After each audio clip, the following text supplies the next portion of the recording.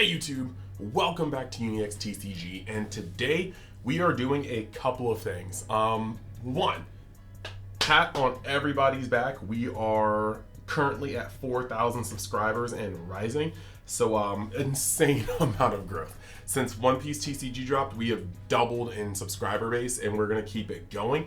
I do need to figure out what I should do for a 4,000, subscriber just thing. Maybe I'll just stream. Answer questions, anything anybody wants to talk about, just stuff like that. We will see what we want to do, but it's going to be pretty cool. I'm super excited. And then past that, we have so much to get into today. We're going to talk about the kid decks that dropped today. We're going to do our first video on set 2 content today with One Piece. I am going to put out a Dragon Ball video, and then past that, we might even have a little surprise for Battle Spirit Saga. That's right, 4 videos in one day because 4,000 subscribers. So yeah, that's gonna be cool. We have a lot to talk about today, and so I want to jump into it as fast as possible. But the last thing I'm gonna say before we do that is, if you want to join the UniX fam, all you gotta do is go down there, like the video, hit that subscribe button, hit the notification button so you never miss a beat, and comment so I know your thoughts on the subject and the video trends even harder. And with that being said, let's go over, put up the green screen, and talk about the overwhelming 9 kid lists that went into the top 16 of Treasure Cup Miami. All right, put the blanket on because not only is it a little frigid, but I don't want my midsection to fade out of existence because of the green screen. So let's get into it. First list, we have Andrew Duvall's first place list. Once again, shout out to Duvall. The dude is an absolute monster. And if you don't know from the Dragon Ball Super community, he is our 2-time back-to-back reigning national champion and our current reigning world champion. And we're about to see if he's able to do it again in less than a month at this point. So that's gonna be crazy. But looking at his kid list, obviously we've talked about it. Kid is the most consistent deck, and over the course of 9 rounds and a top cut, it's going to do the same thing as many times, or probably the most times out of any other deck over those course of those rounds. So it doesn't make much of a surprise that we have 9 kid lists in the top 16 of this event. However, we are seeing here that Duvall, he opted to play 3 Momos, 3 Beges, which is going to be the thing that surprised a lot of people, 4 Bonnie Standard, 4 Blocker Kids, 4 Nekomamushis, 4 Scratch Manapus, 4 Izu, 3 Raizo, 4 Okiku, 4 Trafalgar Law, 2 X-Drake, 2 Basil Hawkins, and then you've got Basil Hawkins. Then you've got 2 Eustace Kid 7 drops, 3 Kid 8 drops, 2 Paradise Waterfalls, and then 2 Punk Gibsons. Okay, so anything that kind of stands out about this deck, normally 4 of the 1-drop blockers is almost essential in any deck except decks that don't have it, like purple, and decks that are kind of seen as aggro like red.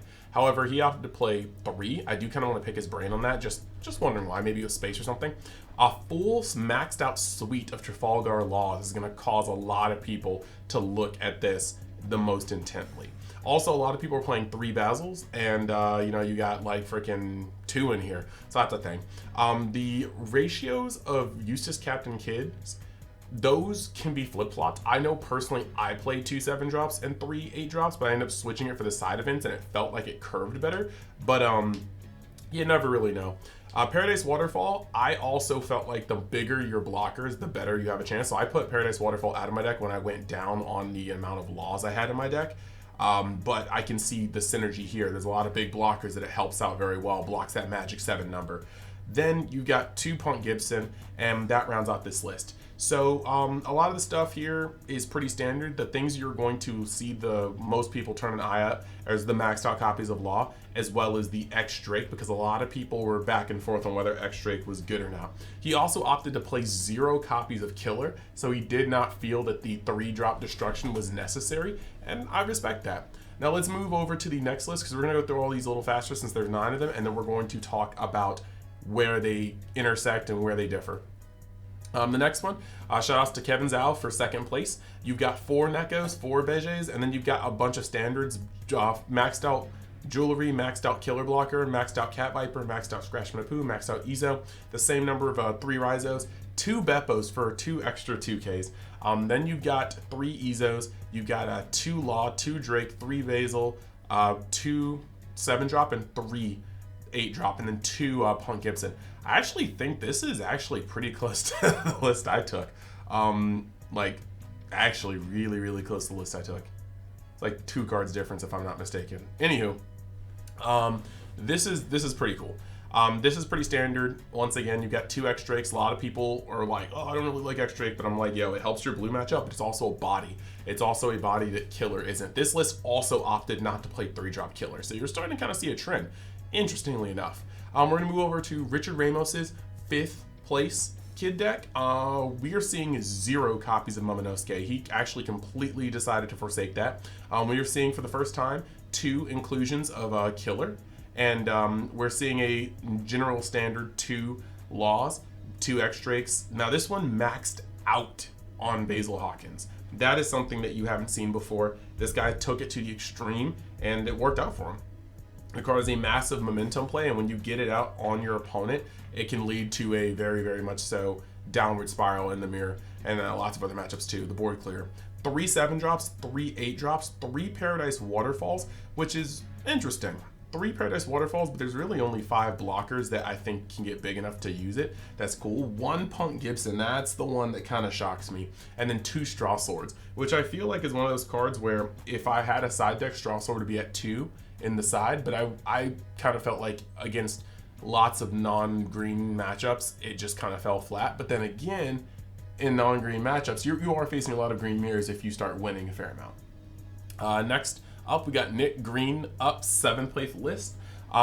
This one is fairly standard for yeah, actually this is pretty standard. We've got the inclusion of the kid 3-drop again. We are running into 1 Raizo, 4 Beppos. Okay, this is where it's not standard. 4 Beppos, and no extra cards. 3 7-drops, 2 8-drops. So this guy said, you know what? Not only are we not going for extras, we're just going for raw counter power.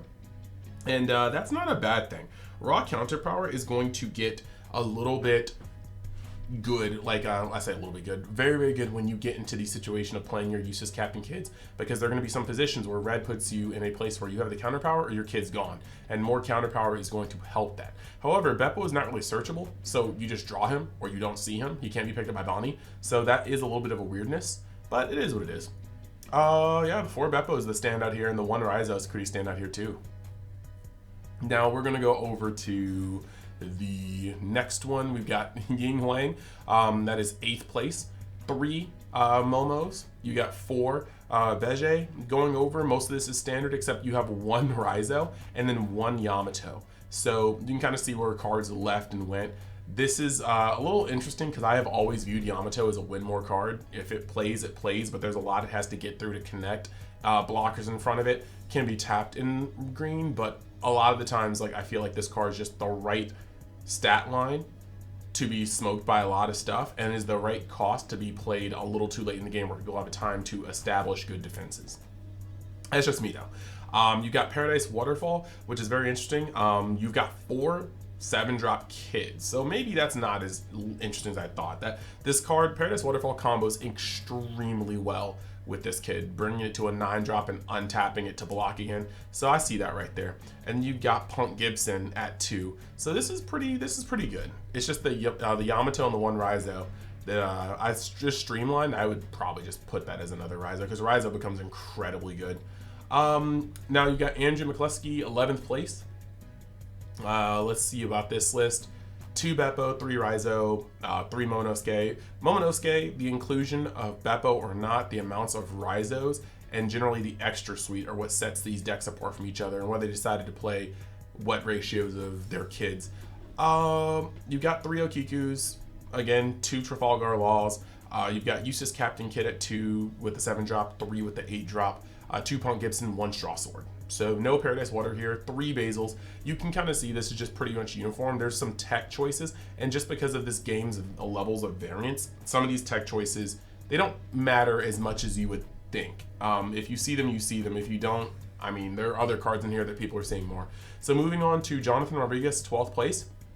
This list is almost card for card the same as Duvall's, and that makes sense because they are close.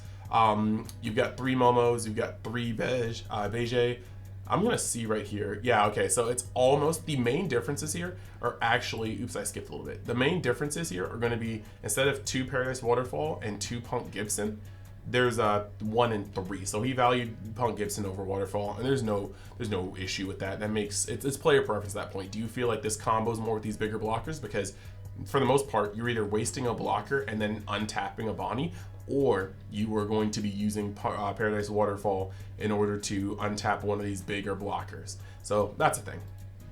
Moving over to this next one, what we have here is you have Khalil Elise 15th place, and you're maxing on copies of Momo here. You have the inclusion of the 2-drop killer, 3 Rizos, 2 Yamatos this time, and so we're gonna have to see where this comes out. And looking at the top row, I see 3 killer blockers, and that's where it looks like some space was made, and then 1 of the Okikus. So you have 3 Okikus, 2 Yamatos, so this one definitely expected to be able to swing with it. And hey, I'm sure it connected a bunch of times. You got 2 Basil, 2 7 drops, and then 3 8 drops with 2 Paradise Waterfall and 2 Punk Gibson. This is actually like pretty cool. I'm looking at this, 2 laws. I can see the lines where certain things were taken out.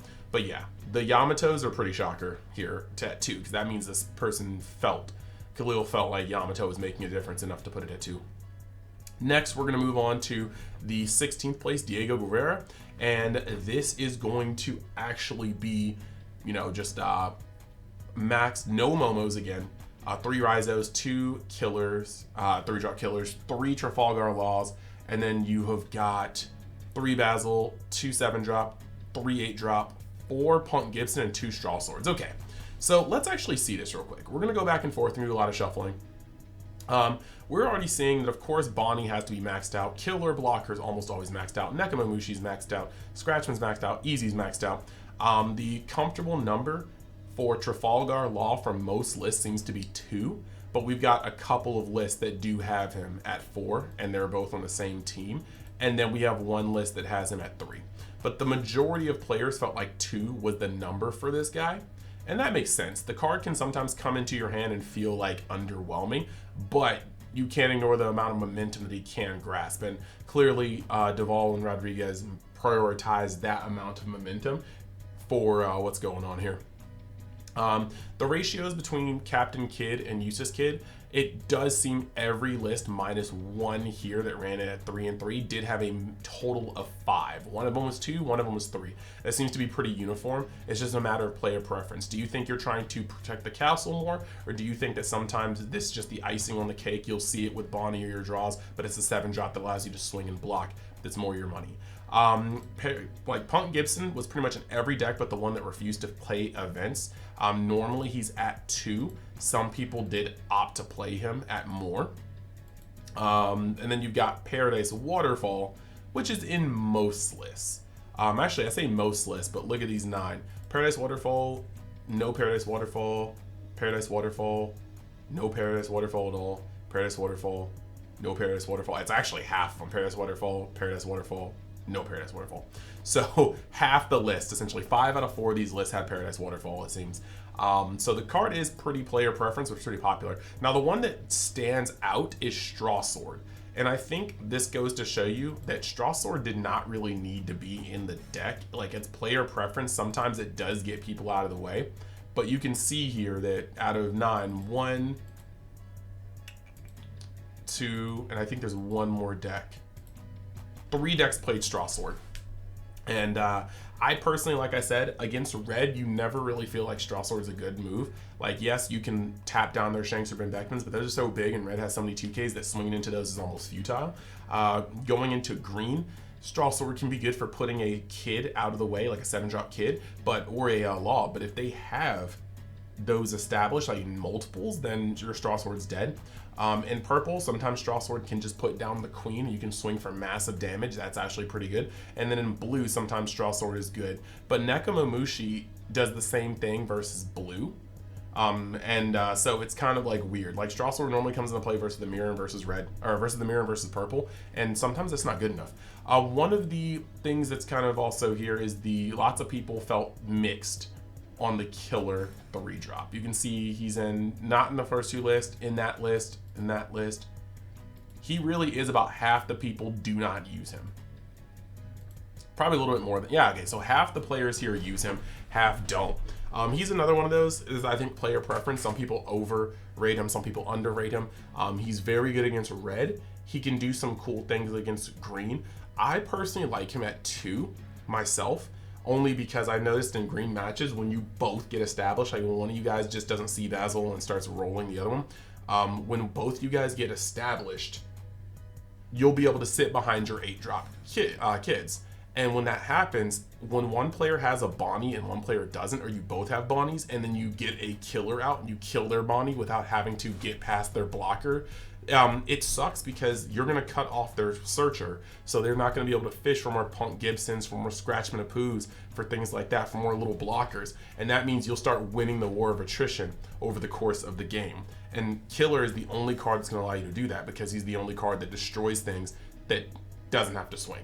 So I think that 2-drop Killer is actually a very, very, very important card. And I understand, like, it's not in the first place list, and I understand that Duvall is a excellent deck builder.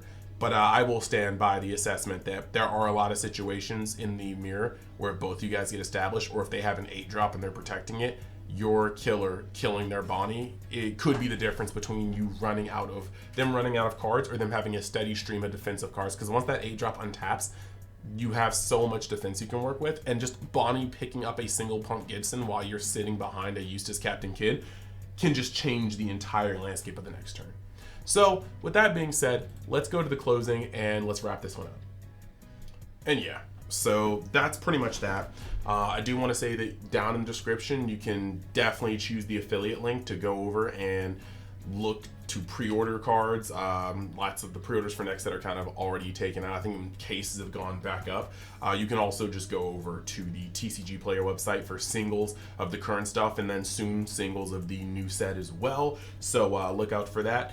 But I think the whole thing that we're kind of looking at here is that Kidd being the most consistent, there are different ways to tweak it, but a lot of these kind of look the same. You got a couple cards that are more or less outliers of inclusion, such as 3-drop Killer, Paradise Waterfall, but you can see that, you know, both the Kidd boss monsters, Basil Hawkins, Law, these are staples for the deck, and the deck is all about its ability to build up a defensive wall while still pressing offensive advantage with your 7-drop, your 8-drop, your leader, and Basil. So yeah, these are the decks that are doing this thing. If you're going over to Vegas, these videos are for you. Or if you're going to Dallas, to see not only if you should change up your deck to be more streamlined with the strategies that are working, but also if you're looking for the cards that are going to be the most played to counter pick them, or to maybe build your other deck to have a better matchup